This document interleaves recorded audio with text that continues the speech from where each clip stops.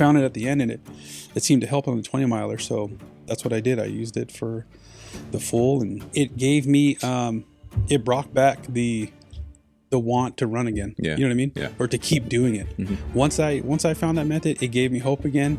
I got, I was no longer nervous or dreading long runs. Yeah. So I was like, you don't have to now. You have a method. Yeah. And this fucking method is working better than you have been this whole year.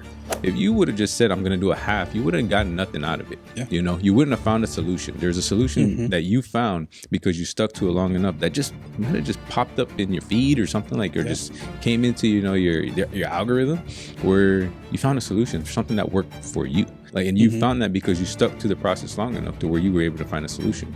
Sometimes we don't stick to it long enough to find the solutions, and we fall out of it, or we quit. We decide we don't want to do it anymore, and we lose out on everything that we could have gained from it. Yeah, send the warriors. It's time we unite, yeah. Put our differences aside, yeah, and fight for our lives, yeah. I said the haters in the morning. What is up, guys, and welcome back to the Nesian Built Podcast.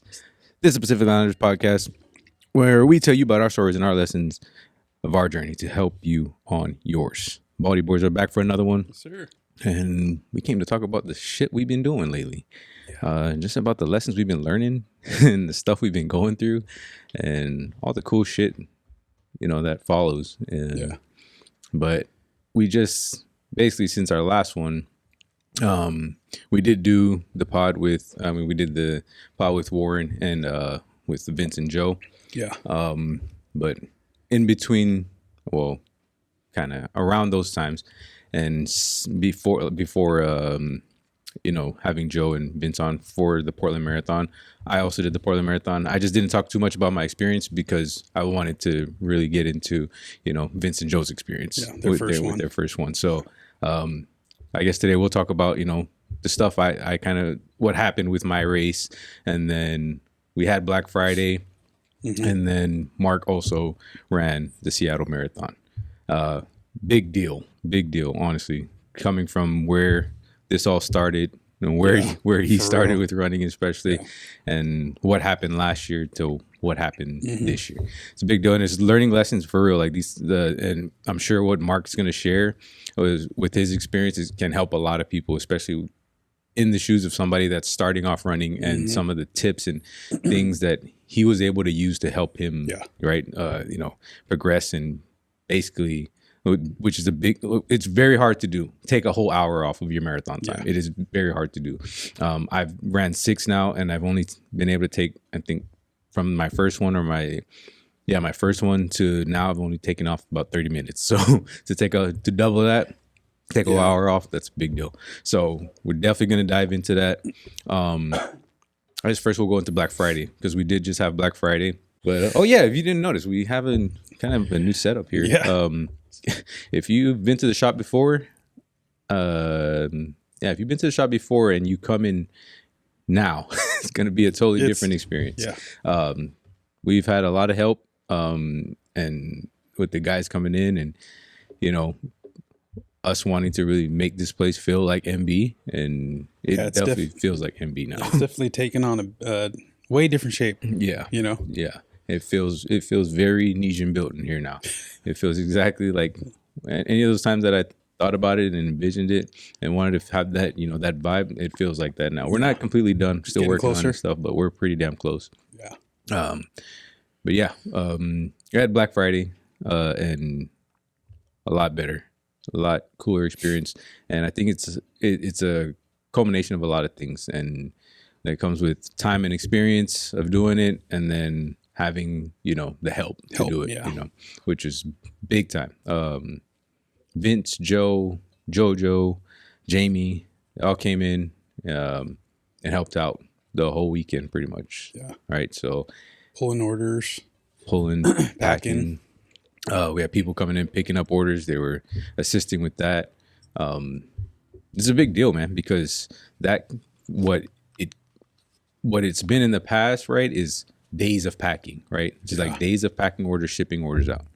And this one turned into like everything was ready. We had majority of the orders ready on the first day, like we pretty much sent out most of the most of the orders on the first day before that time hack, and then as they came in after that, they're going out the same day. Well, they actually had to go out Monday because it was Saturday. Yeah, or the weekend. Anything that came on Saturday, it had to go out on Monday. So it was nice, man. It was. I feel like there was so much help. There wasn't much to do for me anyway. You know what I'm saying? It definitely slowed down compared to before. Yeah, it felt slow. Yeah, you know, even though we did pretty good still. Yeah, but it felt so slow because we had so much help. It's like not used to it. Yeah, it's not used to it.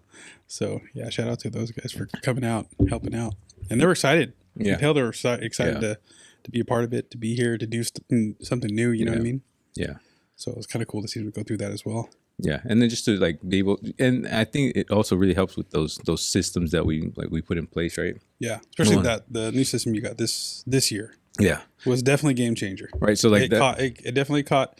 There was not a lot of errors, but it caught the few that there were. Yeah, which saves time down the road. Kind of like you were saying. And I think it's also because maybe because I posted that video up, but it's us having that awareness of making sure that when we initially pick it, we get it right.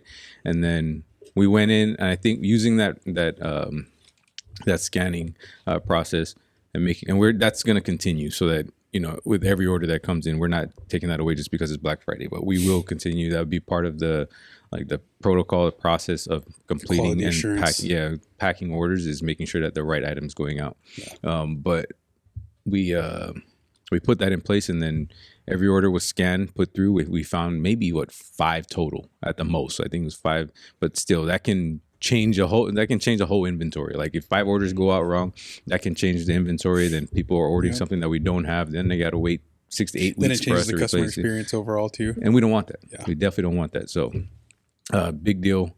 And I haven't heard back from anybody getting orders wrong, or I haven't heard anything. Good. Some people ordered quickly and had to return it so they can get the right sizes, because they probably went on and just like hit the item and it was already on small, so they just add to cart and went. But had that. Gotta move fast on Black Friday, boy. yeah. And you know, we had the new drops come out, and really, so I'm really like excited about that stuff, because you know, as the brand grows and stuff, we're able to put out more, and that's really my goal: put out way better quality items.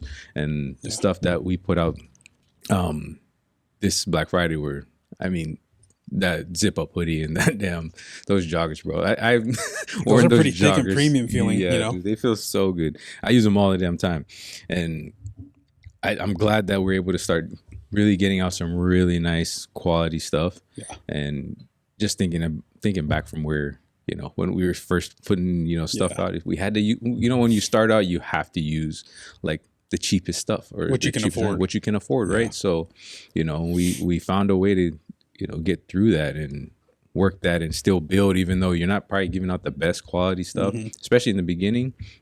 And then you just kind of keep upping the level of quality that you're giving out. And I'm really like excited about all the stuff, and then all the stuff I have planned already in my book, that I've put out a list of stuff that I'm already sampling. Stuff's coming in. So once that stuff comes out, I think it's going to be super dope. Like a bunch of ideas and really good quality items. And, you know, what comes with that, obviously, when quality goes up, prices go up. But we can't, it's one of those things where, you know, we always want to be the affordable brand. Like that's always been my thing, be the affordable brand. But if we want to give out quality stuff, we can still make it affordable, but it's still, you do have to pay for what you're getting, right? You have, and because there's a couple of I say garments we have right now that, I mean, other people would charge a lot more for. Yeah. So we're still on the low end. Of all that. That's for sure. I see that. I see it a lot. But we're, like you said, I think you're starting to, especially with the stuff that you're getting in now, it's like starting to get more of the premium feel to them, you know. Even these shirts, I mean, these on there, like, dang, those are top, man. That's the top. I know. Top seller for sure. Those foundation, the distressed, the vintage shirts are top shirts, man. They just keep going. But I mean, they clean, they're comfortable as hell.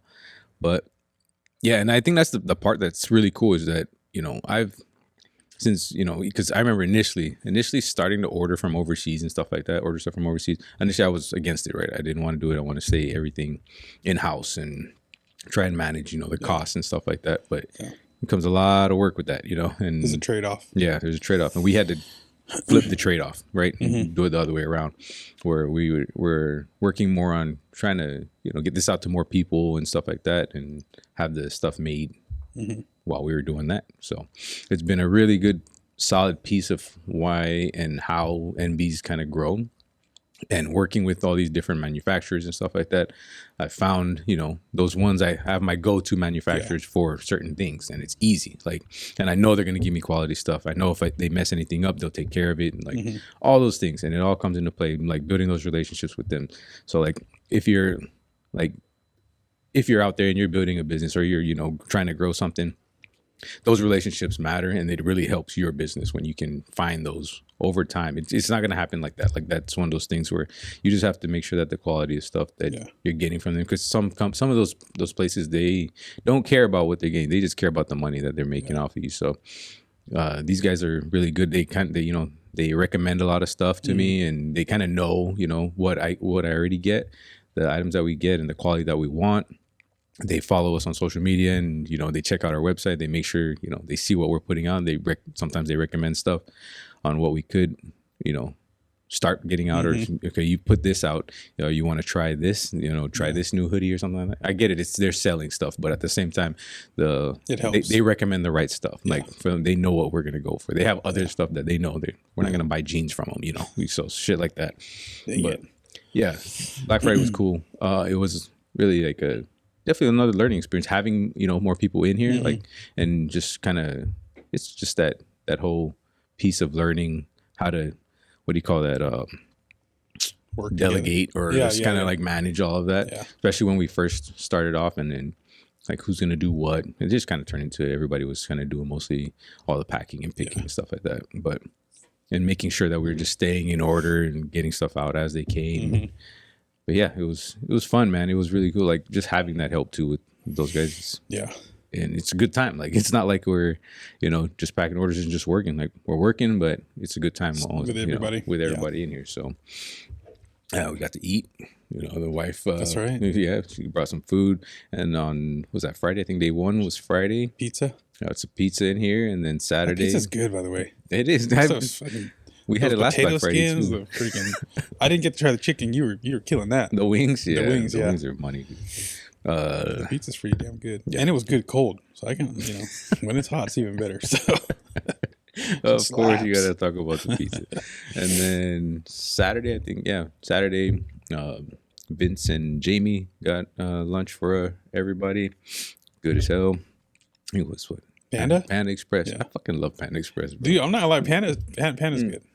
It's you know what's really good? Moving up, baby. They're quality. Really I get there freaking just this week. I didn't meal prep, so I went and got just a large thing of their chicken teriyaki. It's disgusting. What? I do not like their chicken, bro. It is nasty. You're terrific, dude. It's good. No. I love it. I tried that same thing because, like you're saying, like you I liked it so much. I bought the marinade to make it myself. Hell no, dude. Fuck. Because I know there's better marinade out there. I just wanted to try. I heard about that. Right? Like, so it's like same thing. Like, I was like, oh, I didn't have anything prepped on Panda salad because, you know, it's rice and chicken. Yeah. Bro, I fucking got that. I'm like, this is nasty ass chicken. Really? Yeah. Because I don't know. Maybe it's because I love the orange chicken there so much. I always get orange chicken and the honey walnut shrimp. Yep. That's go-to right there. My son gets that exact same one. Bangers, boy. It's so fucking good. That's too funny. I like the chicken, dude. I never used to get it until recently. It's just fun. I don't know. Maybe I got to try it again. I don't know what it is. You got river chicken or whatever location you went to. But Bonnie Lake does it right. Shout out Bonnie Lake Express. It could be that. It could be because it is in...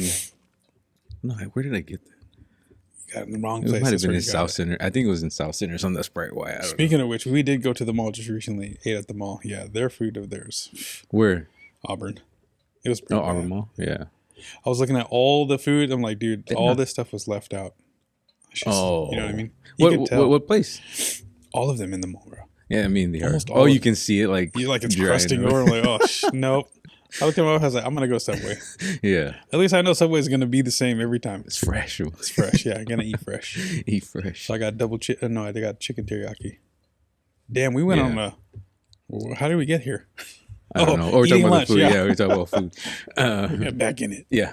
And so was that we pretty much ate, chilled out. I think and then we came back in on Sunday for a couple hours and got everything. I think it was Vincent a lot was by this the day we did all this back here, isn't it? Yeah, and then we pretty much came in to just as orders were coming in, got orders ready, but then we worked on the shop. The shop is under construction, so we made use of the time here, and we were putting stuff up and setting up the vision. Vince's vision, my vision together, just making it work. So, and it's exciting, man. I'm really excited about showcasing this and having this available for people. So once I guess we'll announce that later. But yeah, good Black Friday. Another just successful in a way where everything went smooth. We got great items out, I believe, at least. It looks like people are posting stories and stuff about everything, and you're mentioning the quality, and they're liking everything. So it's a big deal. It's a big deal, and that they get what they paid for, and they get good quality on and sale day too. So or sale weekend, and like as we say, like I always want to mention this. Like there's a reason why we like doing our Black Friday sales before actual Black Friday, and I know a lot of companies do that, but I want to reiterate why we do it. Like 2 weeks from Black Friday, the actual Black Friday. So we like getting stuff out because we know that Thanksgiving weekend is busy for most people already, right? So we don't want to add that to the busyness of people's schedule. That's one. And then we also want to make sure we're always trying to get your orders out as soon as possible. So if we're always trying to get orders out as soon as possible, if the post office is closed on the weekend, on those days we have the sale, then we can't get them out that quick. Yeah. And along with that is all these retailers are shipping out their Black Friday stuff. So we try to avoid our customers getting their orders lost and, transited to a wrong, the wrong area because it got mixed in with all these other retailer stuff. We try to avoid all that so that people can get their stuff as soon as possible and avoid anything that could, make conflict that we try to avoid. So, that's pretty much the main reasons. And we like to do it also because also Seattle Marathon is usually that same Thanksgiving weekend, and we want to make sure that we're not bringing especially we have Vince and Joe, really part of the team. We don't want to have people in here on Thanksgiving or in here on that whole weekend, when they can be with their families. Taking away from family, and that's not something that I'll ever be with. Trying to do is where we're just trying to take actual family time because that's important for when we get in here and we have to do our thing. Yeah. So, yeah. Black Friday, good deal. Yeah, and then let us know if you did order anything on Black Friday, if you got especially the new stuff that we dropped. Let us know in the comments. Let us know what you thought about it. We do have plans of a lot of other stuff very similar, like that fleece material is real nice. For the joggers and the hoodies, yeah, real nice. We always do the oversized tees. Oversized tees is the thing now, and it's all of our people like it, and so we're gonna run with that. We keep doing what our people like. So, next big deal. Mark's Marathon. Now we got to talk about that. So the whole. I really want to talk about the whole thing because I know you're going through a process with that. Yeah. So I know early on, you said, let's go back to last year first. What was the thing that you said last year at the end of the year when we had our last podcast, lessons learned, and what the plan was? Yeah. What the plan was for this year? Yeah, last year. I said it to you a couple times now, but. The difference between last year and now is just way more work I did this year than last year. Last year, I did nothing through the year. And I waited till the last minute to prep for that marathon because I was sitting on my accomplishments from the year before with the 5K, 10K half marathon. Thought I was badass. So, I sat back for the beginning of the year and I just didn't do anything. And then at the end of the year, tried to pack it all in the last 18 weeks before the race and pretty much got the result that I got. You know what I mean? Didn't do enough of the work. Wasted a lot of time. Could have built so much more that year, but I didn't. So I just went out there and, did what I could, Mm. and it was not the result I was looking for. Yeah. So a lot of slow running, you know what I mean? Yeah. A lot of stopping, a lot of cramping, and just trying to get through it. Nervous, not getting there on time, starting super late, running with my brother who we never trained before, Together, together, and having to try to reel him in a little bit, from the starting line, and trying to pace, and heart rate was going crazy. So, and then the feeling of being left behind. Yeah. And there's no one around. It's just, it was bad all around. I was glad that I got it done for the most part. You know what I mean? There was that little piece where they picked us up and moved us a little closer to the finish line. So even that marathon, I was glad I did it, but that is like they took a little piece away from me at the end there. They still gave me a medal, so I counted it. But, you know what I mean? But inside, you just didn't feel like inside, you yeah, did it. And that's what why I caught from you. That's why, I said I'm gonna have to run that one back. Yeah, and do it right this time. Yeah, because when it happened, I was Mark is like, feeling like, obviously there's after doing all of that, right, and then running out there that whole time, and then you don't actually complete it, you feel like they picked you up and they took a piece off that. It's like, I didn't complete the whole thing. Yeah. So it bothers you inside, right? Yeah. So but I told him, I was like, well, fuck these guys, dude. They're like, dude, you can take my medal if they don't give you one. Like, shit, but you still, as a big dude, still ran 26, miles or 25 and a half miles. Like, that's still a big deal. Like, at least think of it that way. Yeah. But yeah, you didn't finish it. Yeah. But deep down, there was a piece of me is like, you got to do it again, dude, because you didn't do the full. Yeah. You know what I mean? And so that's why I made it my goal this year to run it back and do better. Try to do better. And almost immediately, you already said you were going to go back and do it again because of that. Yeah. Like, it didn't take you very long to make that decision. Yeah. Like, initially, I was like, I'm done. But no. Yeah. Well, that's the dope part. Because, like, let's say like you did complete it. Like, you probably wouldn't have ran another one. It could have worked out that way. Yeah, that's what I was just gonna say. It could have worked out that way. Like, I just run halves. Like, But I'm kind of glad thinking about it now.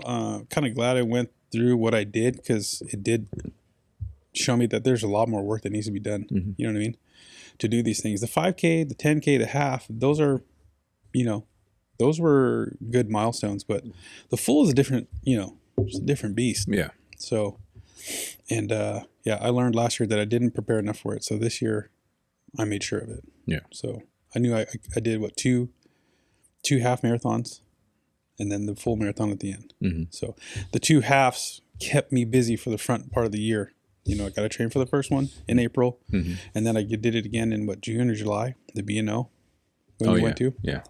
And that pushed me to the middle. And then right after that one was exact time to prep for the full. Yeah. So I've pretty much been like 40 some weeks out of the year been running or training on a training program. So that helped a lot. Yeah. So and then I noticed you mentioned also, like, well, when we always talk about our stuff, what's going on and stuff, but you were talking about how you were kind of in a funk, like when it came to the long runs and stuff. So I think that's like the biggest piece, man. Yeah. So it was going in. I mean, even the first 2, the half marathons, the Tacoma wasn't the result I was hoping for. I was hoping to get a PR. Yeah. I fell behind by a few minutes, or I forget what the time was. Yeah. I did a lot of walking there. Didn't train for the hills. B&O, kind of the same thing. I got close to my half marathon PR time, but still ended up walking a lot on that one. And even during the training process, it's like I just wasn't feeling what I thought I should with the amount of running that I was doing. And then even with the full marathon training, I was getting to a point where it's like, what? I'm not where I think I should be. You're not progressing the way you think I'm not progressing. Like, all this running I'm doing, I'm still running fucking 16, 17 minute miles. No, not trying to shit on people who run 16, 17 minute miles, but for the amount of running that I was doing, it's like, I should be faster. What's going on? I'm putting in all this work and it just didn't feel good. I felt like there was times where I made progress, but then after that, it felt like a point of diminishing return. Like it didn't matter how much more I did, it would just start to decline again. And then maybe halfway, 2/3 of the way through the training, struggling. I came in here a couple times. I told you, like, an 8-mile run I was struggling with. 9-mile run I was struggling with. And then, I started having second thoughts. I was like, fuck, I don't want to do it. this is internally, and talk to my wife about it or whatever. But I was really considering just not doing it at all, or just stepping it down to the half and sitting back and I'll just try again next year. But I knew that was the easy way out. So I had to figure out some fucking way to get through this full marathon, because I said I was going to do it. So we got to do it. And then along the way, towards the end of my training program, is where I kind of stumbled upon the method I'd used for this marathon, which was the run. And the guy who created that method, his name is Jeff Galloway, and he did it as like a way to get people into running. You know what I mean? So I tried it out. I tried it before I found him. I tried doing similar intervals, but not having the right structure. It didn't work like it should.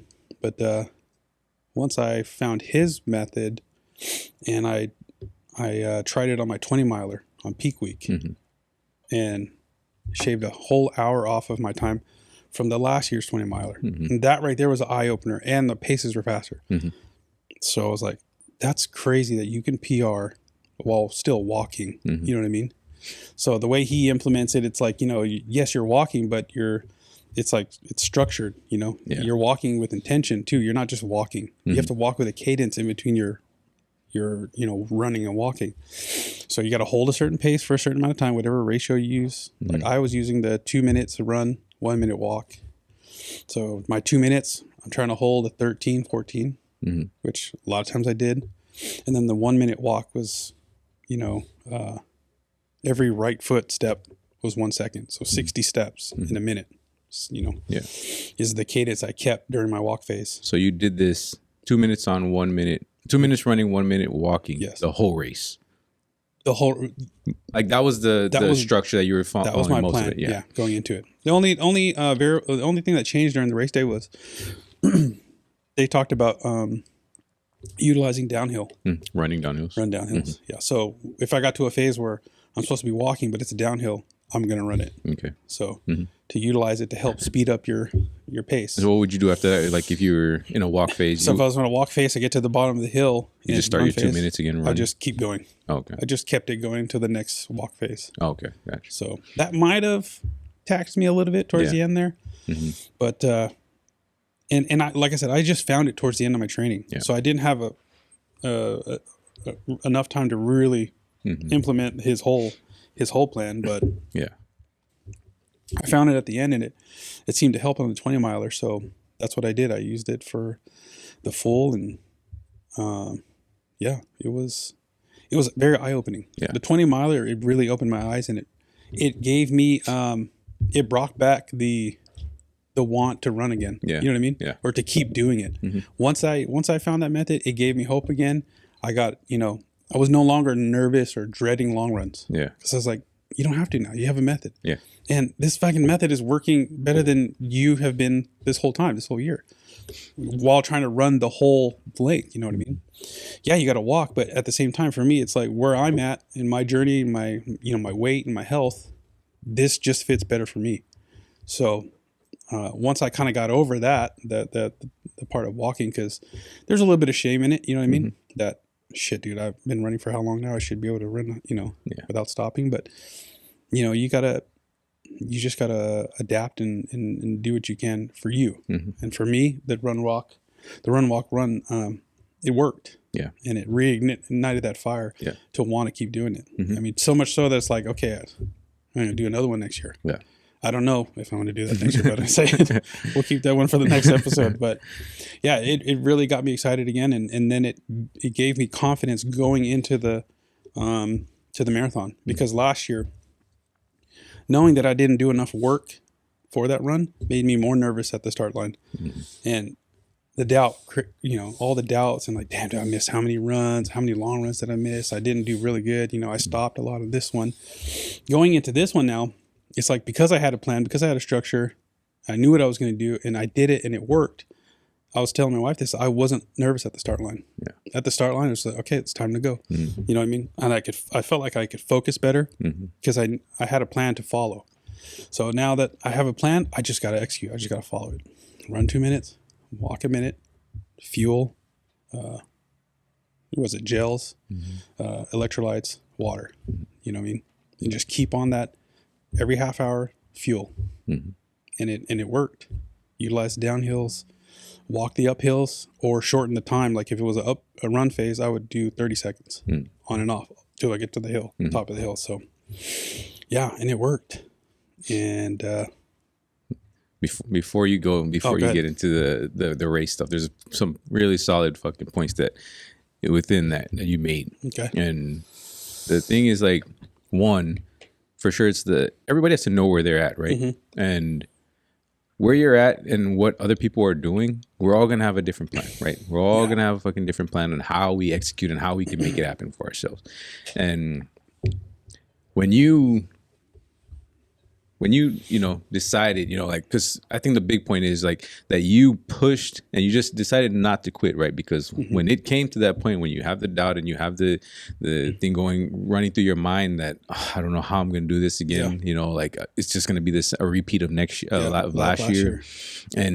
But you stuck to it a lot, and that's the breakthrough right there. Like it might be like small, but it's a big deal when you really look at it, because it's like if you would have just said I'm going to do a half, you wouldn't have gotten nothing out of it. Yeah. You wouldn't have found a solution. There's a solution that you found because you stuck to it long enough that just might have just popped up in your feed or something, like, or just came into your algorithm where you found a solution for something that worked for you.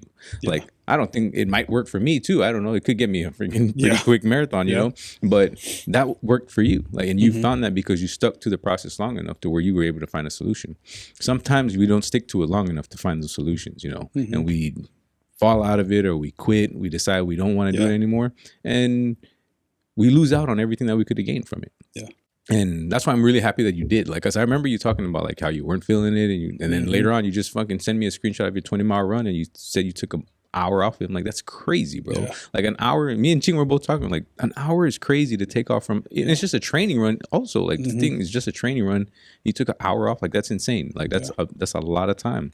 So that was a huge deal, and. Just like, and number two was really just that, like the fact that it's for different people. Like we all gonna progress. The times aren't, the times and the races itself, like they're really just a way for us to get the best out of ourselves. And it's not the times don't matter. It's the races that we're doing, because you can go out by yourself and do this stuff. It doesn't have to be in a race, but I like the environment. I like being around other people that, are passionate about running, So that's the cool part about that. But the part about like just getting out and doing things that are uncomfortable, not knowing what you're going to, get into, what's going to happen. It's not the race. It's not the numbers. It's what is this run going to do? What is this training process going to do? What is it going to bring out of you, Yeah. And like I said, it's just a tool. Like the running is the tool, man. It just brings out of you things that you normally probably wouldn't if you weren't at least using this tool to do it. So I think it was a big deal that, like, for real, like what happened and what you went through to that process to figure that solution out. And then it really gave you a good marathon, and it brought back the good feeling about running. Yeah. Like that's the thing that's probably most important. It's like, it made you feel like, okay, I can do this. Like it's like, because you thinking that you would have to do what somebody else did, right? Steady pace the whole time. That don't work for you. That just doesn't work, right? So you found another way, and it still works. Like you fucking probably still have a faster marathon than somebody that probably went out there still trying to figure out their solution. And they went out there trying to run a steady pace, and it just didn't work out for them, right? Had the same experience, but you stick to it. You stick to the process. You learn what comes, and you find that solution that makes you feel like, yeah, I got this. Yeah. I think you're right. I think now that you think about the algorithm thing, I think I did kind of stumble on it. I was watching the lady. She was a pacer, and she's like a 6-hour pacer. So she's back of the pack. Yeah. And I'm watching a lot of her videos too. It's like, she's walking, running, walking, running. So then I start seeing more of that. And then I found the Jeff Galloway. So I saw somebody else do that. I saw a video of some guy that was out in Asia. I don't know if it's like Philippines or something, but he was doing the same thing. He would do it for like a mile. Like he'd do like a 2-mile run, like in a marathon. Like it was like a maybe it could have been time segments too, but it seemed more like it was like 2 miles, walk a mile, 3 miles, walk a mile. Like, but he was actually a decent runner, but he was just like testing or doing all these different methods and just showing people like there's other ways to do it. And he still got like a 4 hour, like a sub 4. So it's just a different way of going about it. And it's great. Yeah, I like that method too, because one of the benefits is it helps you from fatiguing. Yeah. From breaking your form down, which happens over time. The more deeper you get into the race, the more fatigued you are, the more tired you are. Your form breaks down, your efficiency is gone, you're dragging your feet. Yeah. And it's just sluggish. But with the run walk, it's like, you work a little bit, you walk, you recover, you can refocus, and then boom, hit it again. But that stuff still adds up. You're still moving. Gets challenging. Yeah. I mean, you're still working your body over a long period of time. So it's the rest is kind of like it's like an active rest, Yeah. So it's still working. But what happened in the race? Like, so how'd your race go? Like from So start line, like I said, I wasn't nervous. I had a plan, and I just had to stick to it. So we took off, and everyone's running. And all of a sudden I'm back at the pack again. My 2 minutes was up. Start walking. And I did that. And I'm watching people pass by me, and I'm like, a little part of my brain was like, fuck, dude, just go, dude. Just, don't get left behind. You're going to be back at the pack. You're going to be last place again. But I said, no, got to trust the process. So that's what I did. Just when the time came to run again. And then, just kept doing it. Boom, boom, boom, sticking to the plan, slowly but surely. Start reeling in some of those people that ran past me at the back of the pack, and started to gain momentum, I guess. You know what I mean? And I studied the elevation map, and I knew where the biggest climbs were. It was just like the first 7 miles. It was like pretty much uptrend. Yeah. After 7, it goes down, and then it's just rolls. You know what I mean? Till halfway point, spikes again, and then rolls again all the way down. So I knew that going into, so knowledge was helpful too of the course. But it felt good. I think mile 10 or 11 is like what I did in my 20-mile run. I did the big refuel, I call it. You know what I mean? So I ate more. Yeah. I brought a couple Go bars with me. I was on gels the whole time, gels and water and electrolytes. But mile 10, mile 11, I did the big refill. I ate a Go bar, and then those little gummies and a gel, more water, more electrolytes. And then boom, it just propelled me to the next, till about mile 20. So I was good up from the start line to mile 20. I felt fine. It was tough, but it was working. So everything was working pretty good. But then about mile 22 is when I started to experience some adversity. Yeah. So I don't know if I had fallen behind on water or what, or if that's just where the race likes to tap you on the shoulder, like, hey, I'm here now. Yeah. It's no longer easy. Yeah. But my right hamstring started to grab. So it wasn't full. So, of course, all the lessons we've learned over the years, manage solid tablets, water, electrolytes. I stopped for just a couple seconds to stretch it, help loosen it. And then I just had to walk. I just had to keep moving forward. I told myself, just whatever you do, just keep forward momentum. So that's what I did. And then about mile 23, there's a aid station around that part. Refilled up my water. And by then it had released. So we ran over the bridge. Mile 24, start to feel it again a little bit on and off. So again, more electrolytes, more water. And at that point, it was really like, I don't know if you play, people who play Call of Duty know what I'm talking about. It's like I'm getting hit. I'm taking on this fucking damage, right? And I'm just trying to fucking fucking shoot myself with whatever the shit keeps you alive and put the plates in my vest. I'm trying to manage. I'm feeling, I'm taking hits. Yeah. And I'm salt tablets, more water, more Gatorade, stretch, slow it down, walk all the way up until, when I met you at, whatever that mileage, that was 25 for sure. That's 25 and a half or something like that. Yeah. And even you, I was telling you, I was like, yeah, bro, bro, just nice and easy, choppy strides. And it was starting to grab there too. Yeah. You know what I mean? Yeah. So, I mean, that's how it went the whole time pretty much. It was still lonely, just like the first marathon. Yeah. I didn't have my brother with me this time. So there were sections where it was alone, but You know, like David Goggins said in one of his videos, he's like, "You had nobody anyway, motherfucker." Yeah. Right. So when it got lonely and I'm trying to feel sorry for myself, it's like, it didn't matter, dude. Yeah. You're doing these long runs by yourself down the foothills every weekend. So what's the difference? You know, keep moving. Doesn't matter. So that's kind of the mentality I kept along the race. Yeah. And just get it done. And then, you know, watching the times and looking at my projected time, it's like, damn, that's crazy, dude. Yeah, dude.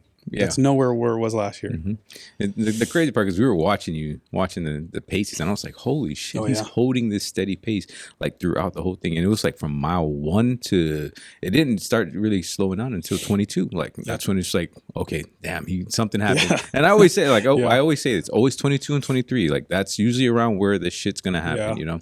For every race that I've had, other than the 16, like the real, like really hitting the wall, that it's always 22, 23 where you start feeling that. You really start feeling it.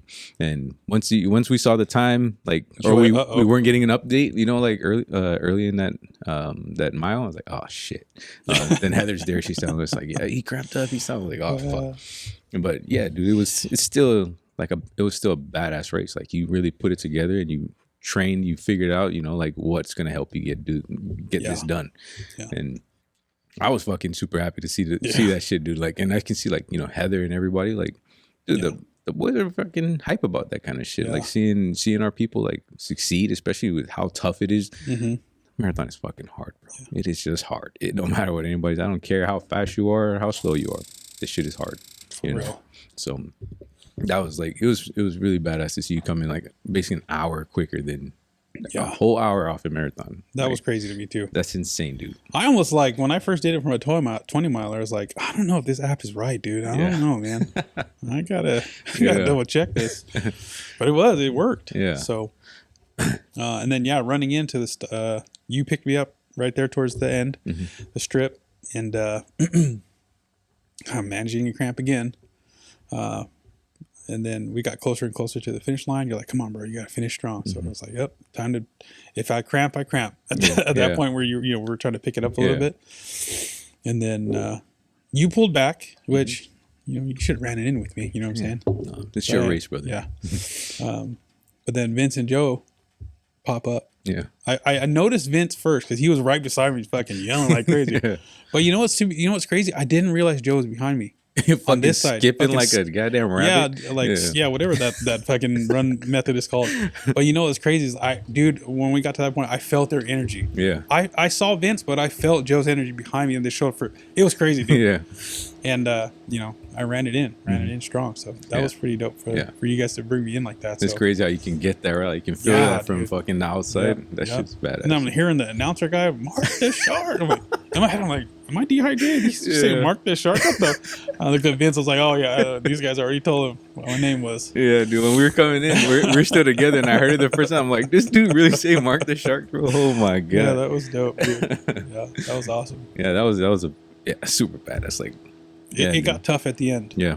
But you know what? In comparison to last year, that was nothing compared to what I experienced last year. Yeah. And that little bit of adversity from 22 to 26.2, and the knowledge that I had learned this whole year with running, and it was nothing. Yeah. You know what I mean? And it didn't matter. Oh, I'm hurting. It doesn't matter. Yeah. I'm gonna cramp. I know how to handle it. It doesn't matter. Keep moving forward. You know what I mean? So that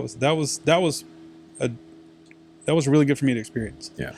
You know what I mean? And that's the point of like us going out there and doing this shit, right? Like you going through that last year, and then now you come, it's like, in a sense, it might be the same amount of pain like that you actually went through last year. It could be the same amount, but you don't even realize it because you already been through that. It's like, it can't be that bad. Like I already done this. Like I can get through this. Yeah. That's the whole point of going through it. And that's the cool part about like doing it again and then going through going through it the second time, where it's like, it can't be any worse than what happened last year, you know? Like, it just can't be. It's impossible. It could get bad, but if it can't get worse than that, it's all right, you know? Yeah.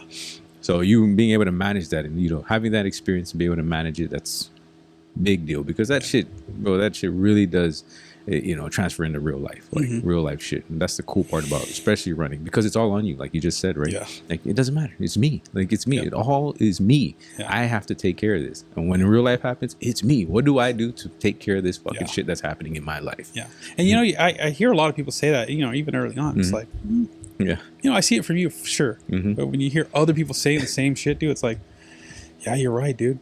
It really does teach you that. Yeah. And it really does translate to real life. You know what I mean? Because even other things I did along this year helped push me through that as well. You know? Yeah. Kind of following the thing that you did that one year, worked out every day. I'm still on the streak. Yeah.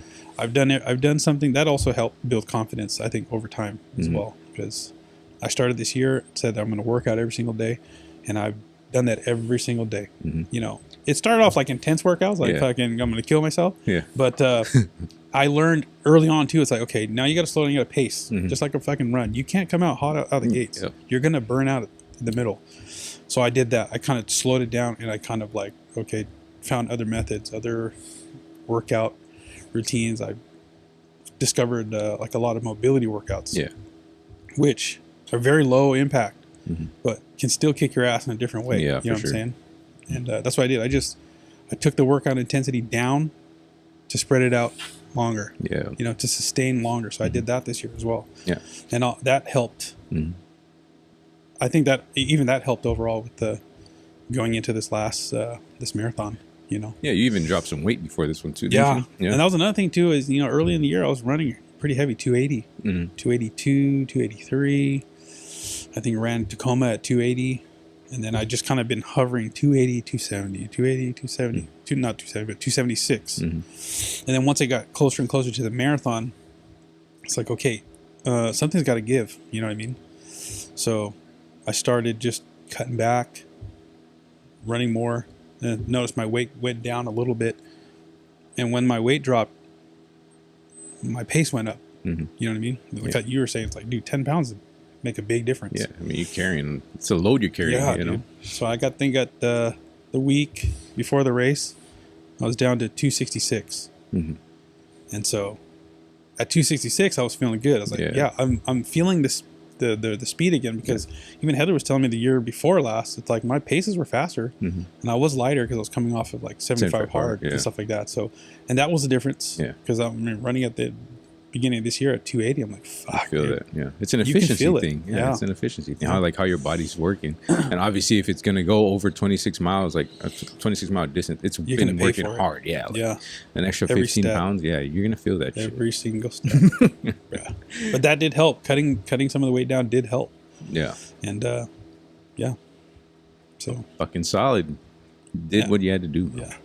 I did what I had to do. I got it done. Yeah. And I'm glad I did. I'm glad I did get it done and continue to push through, because like you said, I probably wouldn't have found the solution if I didn't. Yeah. You know and that's the thing, right? Like you found the work. Like you said last year, like I didn't do enough of the work, but you found the amount of work that's necessary for you to accomplish that, at least for you and for your side, like what you have to do to be able to accomplish it. Yep. You're not thinking about what somebody else does. It's what you have to do. Yeah, it is hard to see others run. You know what I'm saying? And looking at your time's fast. Powell's time is fast. Vince is fast. Joe is fast. Than me. But I can't sit there and compare myself because we're not the same. Yeah. The races are different. I'm just built different. You know what I'm saying? Built different. Yeah, bro. No, but I had to find my method. I have to run my race. So I had to find the way, and so far I found it. Yeah. For now. Yeah. Let's not say I'm never gonna fully run a full marathon. I do believe I will get there. Yeah. Eventually. And that may be the way that really helps you. Yeah. Because it helps you put in the miles that you need to. Yes. It didn't suck. I wasn't like I said, I wasn't dreading it anymore. It was like, shit, 15 miles, let's go. I got it. 10 miles, I can do it. You know what I mean? That one day, Pal ran into me on the trail. Did 10 miles.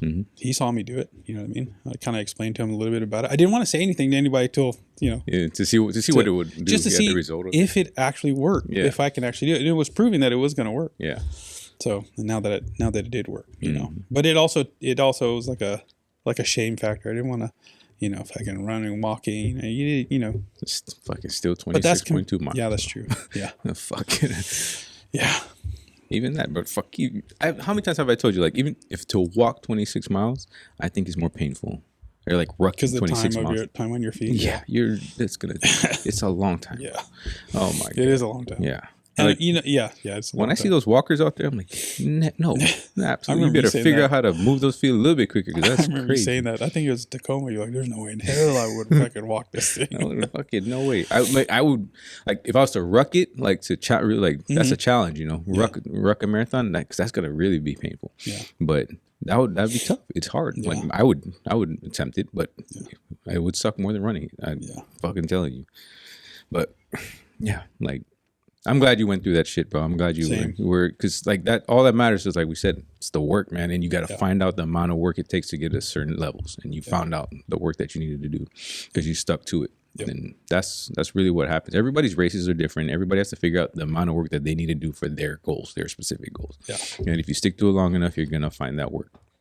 And you're going to find out what you need to do. Yep. Just as long as you're willing to keep trying, yeah.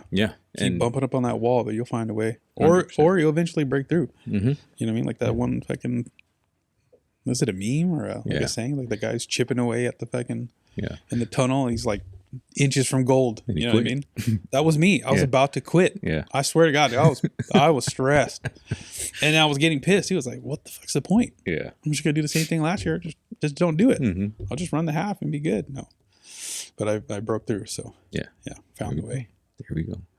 And then also seeing the boys run that, seeing you guys run it in Portland was like, there's no excuse, dude. If Vince can push through at mile 7 when he's already hurting, I can push through too. You know what I mean? Yeah. So, that's a cool part, right? Like those guys motivated me too. All of us, helping each other, man. Like, it's so Portland. I mean, like you said, like we all went to Portland, and that helped you, get that, belief again, like it's like, okay, it's my turn next. Yeah, exactly. Just think about like, bro, my people can do it. I can do it. Like that's the whole deal. Right. And we went down there, and I went down, obviously I set a goal for Portland, and I haven't set a PR goal for a marathon since what? I think. It's your redemption? Yeah. Since was that last year when I did the 4-hour? I don't know if that was last year, but there's been so many. Yeah. No, I'm just trying to remember when the hell I did it. But, I set a goal. And this is like the difference between, like how, the work, like managing the work and figuring out what work you have to do to get certain goals. Yeah. But I will say that's also a contributing factor. What? Your first PR attempt in Tacoma, and then seeing the work you put in to PR the following year was also a contributing factor. Okay. Moving into this year. It's like, if I'm gonna do it, I got to put in more work. Yeah, because like watching you eat those fucking hills in Tacoma. Yeah, like it was nothing. Towards the end there, it was like, and I know what I got to do now. And like I said, like it was the consistency factor that made the biggest difference, I think, for that, right? Yeah. And everything I go into, if I set that goal right, I think I take in the amount of work and the consistency factor. I don't worry about anything else. Like for the most part, it's those two things that are top of mind. Those are the main things I focus on. Is just being consistent and just putting in the actual set amount of work that I've set for that day.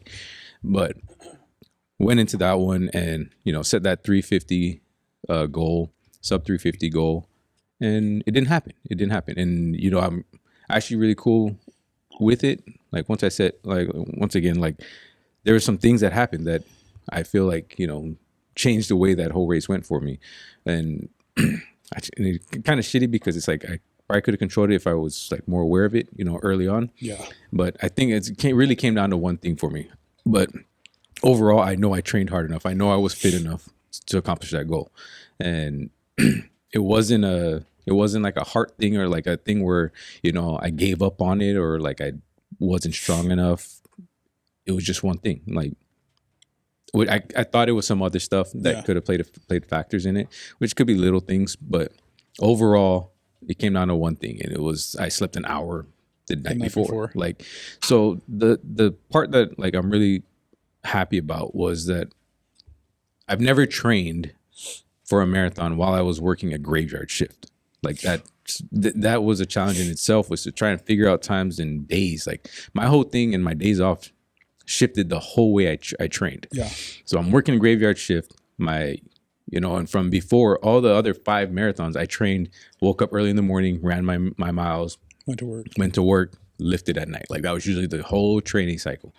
And on the weekends, I have the weekends off. I have running my long runs on Sunday, like Sunday morning, get it done, go, do the damn thing. And this time my days off aren't weekends. I'm doing my runs at night now, like basically in the afternoon or later afternoon. And and the reason why that kind of sucks too is like, cause you're kind of, when you train in the morning, mimicking. I always did it, mimicking the time that you're gonna race, actually race. So that all just trying to play with all that, but I was proud of it because that was the hardest I've trained. Like the amount of miles that I put in and the hard miles that I had to put in for that was definitely the hardest training that I've done. Like, and I got faster, felt fucking crazy good, super confident about it because I wasn't able to do these paces for these distances and stuff like that. Yeah. And a lot of times I'd go into those damn runs thinking like, oh fuck. I look at the times, like the pace that it's telling me to hold, and I'm like, there's no way I can do that right now. Like, no way. And I go and I blow that shit away. Like, I can run fucking 15, 30 seconds faster than the paces that it set for me for these hard runs that I had to do, like tempo runs and stuff.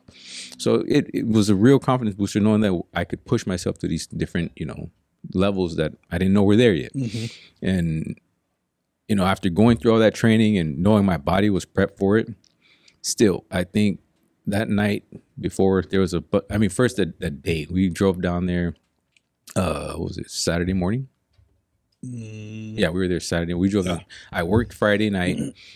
Pretty sure I don't even remember. Well, yeah, anyway. I remember it was something that you worked in and went right after. Yeah, and then I went Saturday morning, drove down there, and that was the part where I kind of messed up on, where I didn't fuel that morning. We just drove down there, and then we ate something later on after the expo and stuff like that. I remember you're saying I gotta fucking eat. Yeah, so I was 24 hours out from the race, and I didn't eat anything, and that's usually when you need to pack on carbs and stuff like that. I didn't eat anything until later on that afternoon, when we all got together after the expo and then went and ate.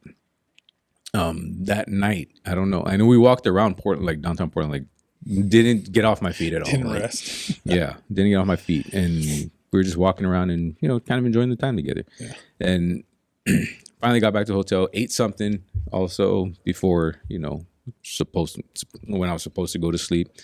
And dude, I didn't have any anxiety about the race. It wasn't the race at all. I think it was really, and I tested it later because of my shift that I worked. It's really because I didn't flip my sleep. Because your internal clock. Yeah, my body wasn't working at that time to go to sleep. It's weird because I almost fell asleep like before my actual time, like I was falling asleep. But I think it's one of those, I fell asleep for like 10 seconds, woke up, and then that was, my body was like awake. So it messed me up. It's like a power nap. Yeah, basically, right? So I went and finally got I passed out around, I think it was like 3 or 4 o'clock. Woke up an hour later, started getting ready. Like I was like, this is a problem. This is a challenge we got to deal with now. Like, let's see what happens. Damn. Felt fine, but I did feel like even when I was like getting up and I was hydrating and getting all my stuff ready for the race, felt like the legs do feel like tight for some reason. They don't feel great right now. But I was like, even Ching was like, your heart rate is probably gonna be spiked because you didn't sleep. And didn't think much of it. I was like, I should be fine. I feel fine. I feel okay. Like I can, I'm okay with the suffering. I'm okay with the suffering of going through it. And I think that, I'm already kind of waiting for that time to come. I know it's going to come. But it's like, that's not the one that I'm worried about. I just want my body to hold up. It's not that, like, I don't want the cramps. I don't want that stuff. But the pain, the stuff that's like, oh, you're fucking tired. That stuff, it's like, I can keep moving, But got in, hit the start line and everything. Went to start line just like any other day. Felt fine. I was okay. But I just knew something. There's no way I can just sleep an hour and then feel completely fine. Yeah. But I basically went so we hit the start line. We're going, and I'm like, I'm feeling good. Like I'm actually, I'm just with the 350 pacer, just kind of cruising, starting off, and then looking at my heart rate. Heart rate looks fine. It's actually a little elevated compared to like at this pace, like. At the pace that I set, my heart rate should not be over 140, or over 145 even.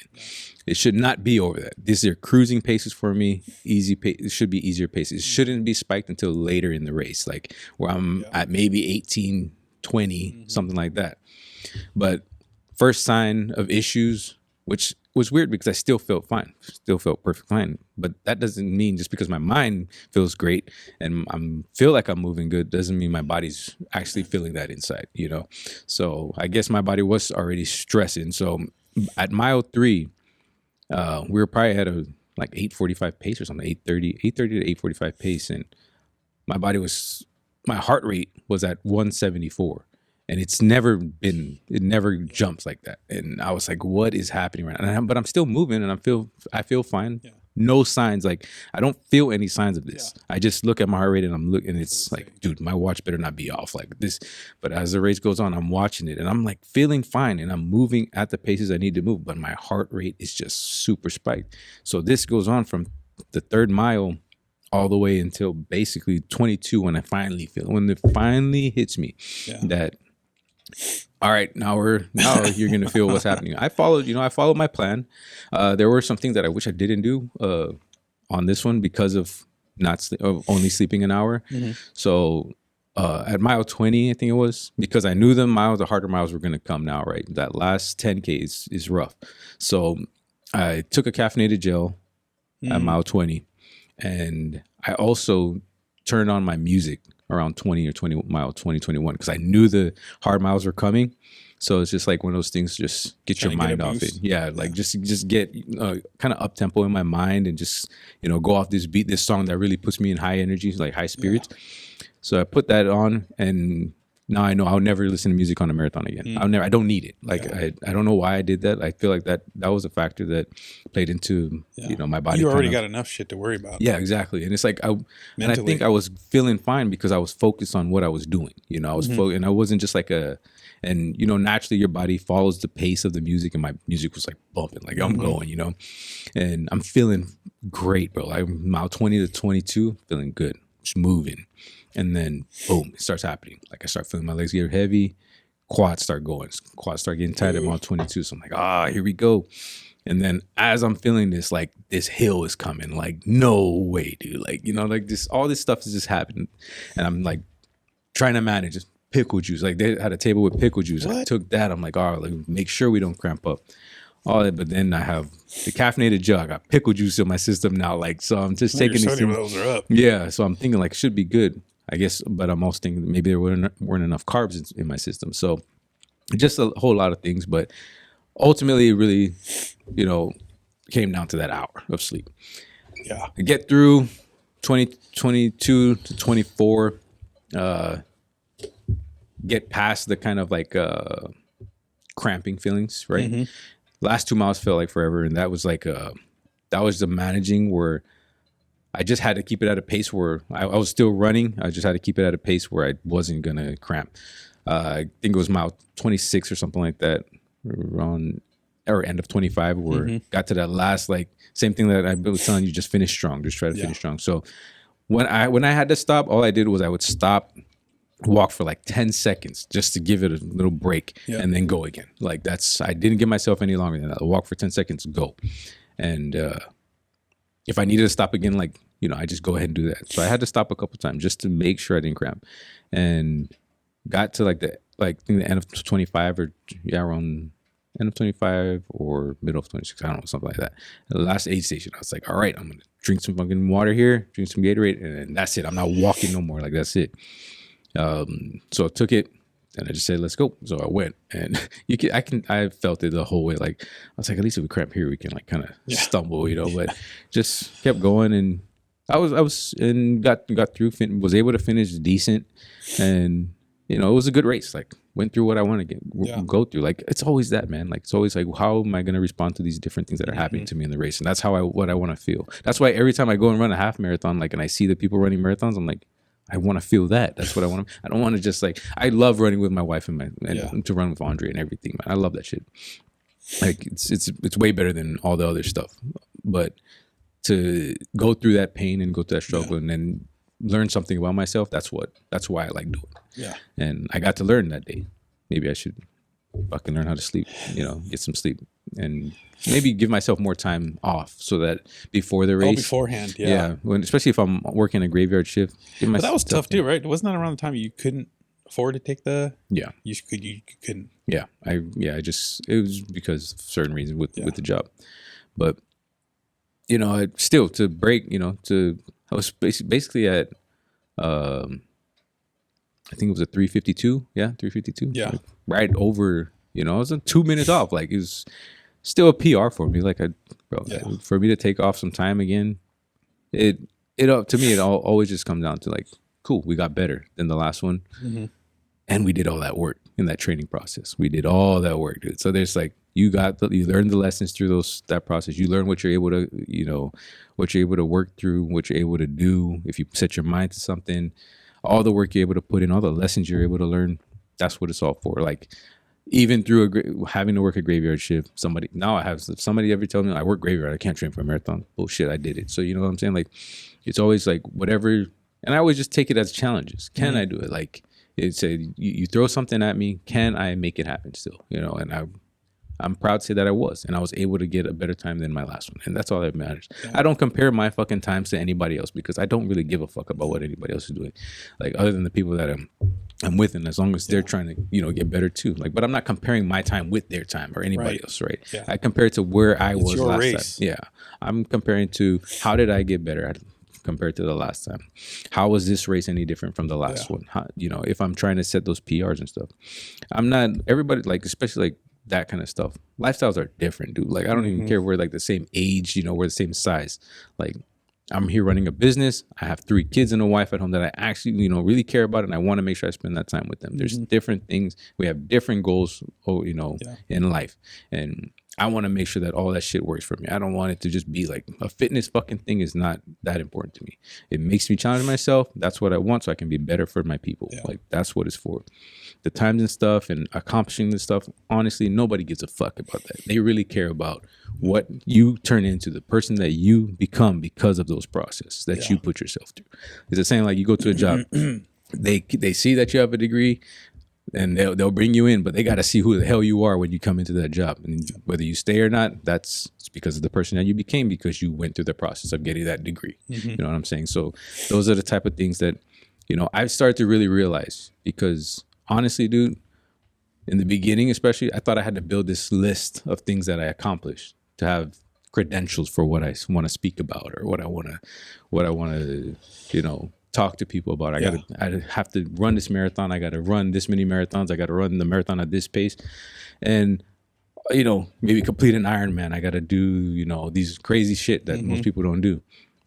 I thought that was the thing that was going to get, you know, okay, people might listen to me, or they might, you know, support us, stuff like that. That's not what it is. It's how am I creating value for you because of the experiences that I've had? Yeah. And that's what I wanted. That's what I learned along this process that is way more important than any other medals, any other fucking numbers, anything like that. I got all these experiences that I love sharing, and that's going through these processes, all the challenges and everything. So that's the stuff that I think is way more important. And and I really like doing it. I really fucking enjoy doing it. So the process to me is fucking everything.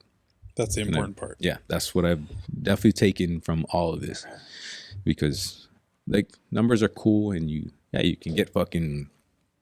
You can get you know, like, it's like you can get like the attention from it and stuff like that, right? But it's like I said, overall, whatever your goals are, whatever your mission is, whatever, you know, you really trying to get out of it. It's like, what are you trying to get out of it when you're doing it, right?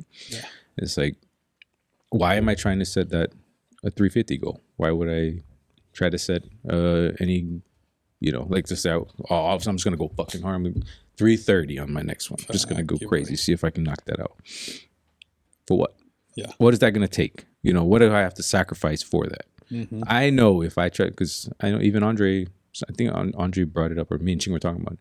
It's like, what would that take if you wanted to run something like that, like Boston qualifier time? That's what we were talking about. I was like, I bet you I could do it, but you guys would never see me.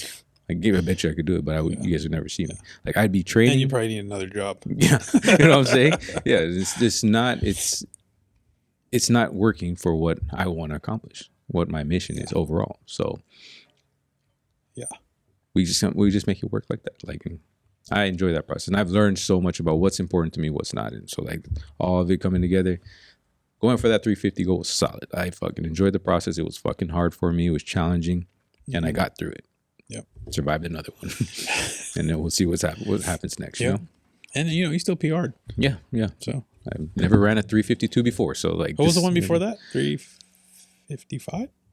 Or what was your time before this one? Oh, the sub 4 was 357. 357. Yeah. Oh, okay, yeah. And then like the other ones was like 407 for 2 of them, and we had the Austin one that was just like a chill run. So yeah, man. I think I'll set a goal, go back out, and I'll try and still, get that time.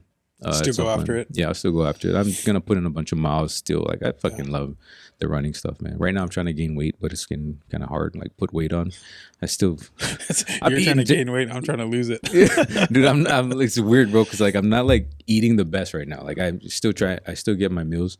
Like I'm like 50-50 right now eating. Right. Like I'm eating clean meals 50% of the time and 50% of the time not. Because it's holiday season and stuff like that. Not an excuse, but it's like. My wife like to make good shit. She's making all these damn cookies, bro, and I just eating her cookies, eating the cookies, man. So there's a lot of stuff, but I'm enjoying this time of the year. Yeah, I mean, we just did. It's time to downshift a little bit. Yeah, it just chill. We, a lot of work still. I mean, it is like I say, it's the separation season, man. Like people are really gonna go crazy chill, and maybe there might be certain parts that go chill mode, but there's still other ways you can still make that, keep that consistency, keep that putting in the work. And that's what, you're still going every day doing something. That's what, that's one thing I thought, like getting the marathon done, it's like, oof. It's a relief. Yeah. A relief. But then I was like, but you still have another goal. Yeah. You still got to put in work. You still got to finish out the rest of the year strong. Finish the year strong. Yeah.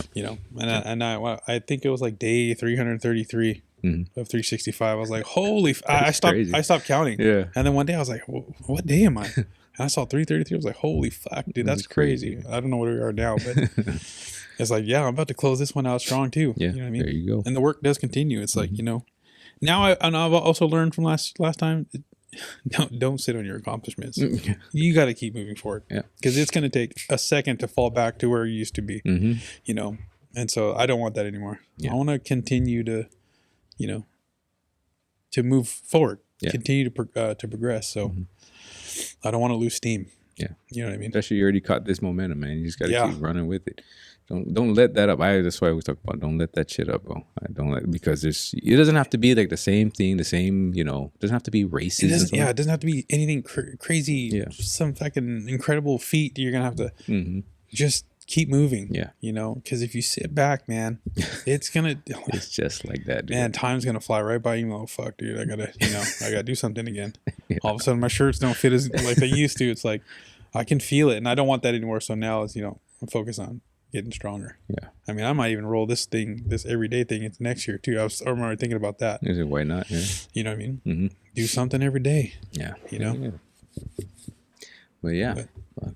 I mean, we just got done, like even we ran the Seattle half marathon, me, Ching, and while you were running the full.